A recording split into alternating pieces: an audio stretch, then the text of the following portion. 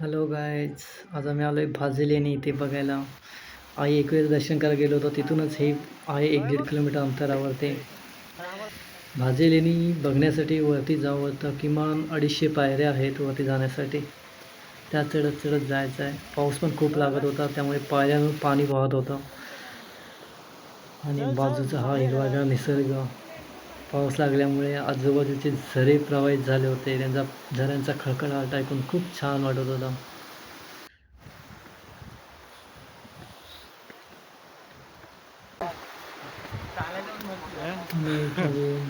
मी आणि स्वरा आता मी पोचले लेणीजवळ. आणि हे चैत्यगृह जे आहे 27 खांबांवरती बनवले आणि वरती दिलेत लाकडी कमान. हे किमान बोलतात 2200 वर्षापूर्वीचं आहे, म्हणजे दुसऱ्या शतकातलं. आणि हा ज्या रूम बनवल्यात अशा 22 रूम आहेत तिथे दगडामध्ये कोरलेल्या आहेत आणि 27 लेण्या आहेत तिथे पाहण्यासाठी. हे असे एका ठिकाणी झोपण्यासाठी बेड टाईपचा म्हणून असं बनवलं आहे. आणि हा गुहेतून खाली दिसणारा हे निसर्ग. पावसातून खूप लोक येत होती पाहण्यासाठी. पाण्याची झरे तिथे समोर एक धबधबाही आहेत 1-2 लेणीजवळ.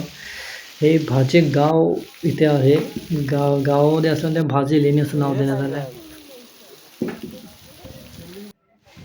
ही काही माहिती दिली त्याच्याबद्दल 3 भाषामध्ये, इंग्लिश, हिंदी, मराठीमध्ये.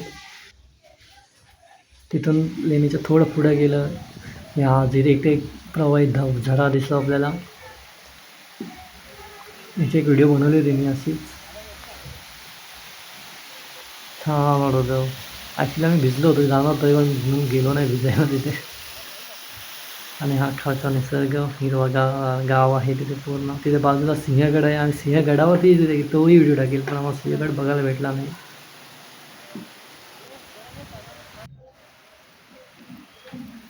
असेच चालत गेलो आहे आम्ही.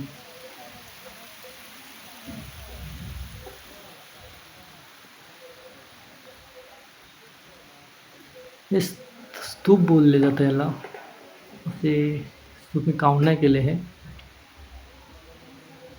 हे बौद्ध काळातील दुसऱ्या शतकातील बौद्ध विहारासाठी येणारे बुद्ध त्यांच्या विसर्जनासाठी हे बनवले गेलेले 22 रूम आणि हे स्तूप.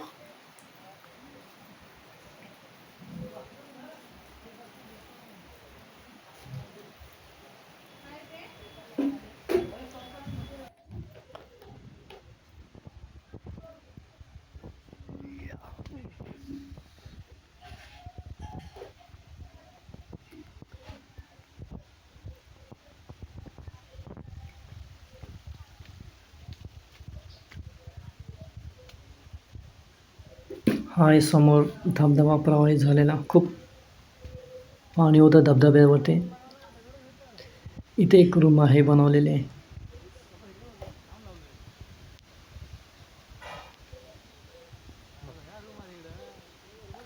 एक समोर एक 7 खांबांवरती एक बनवलं सेम लाकडी कमान दिले. वरती छत बनवले लाकडी कमानसाठी.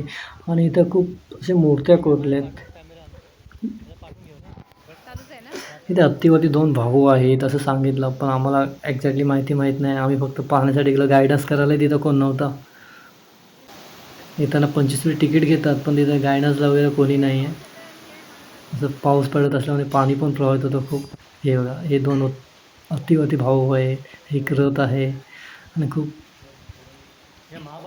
साऱ्या मूर्त्या अशा कोरल्यात. वरतीही कोरल्या. इथे अजून एक रूम बनवला आहे. एक टोटल 22 रूम आहे तिथे, असं त्या माहितीमध्ये पण दिलं. मी पण काउंट केलं नाही. आणि यालाच भाजी लेणी असं बोलतात.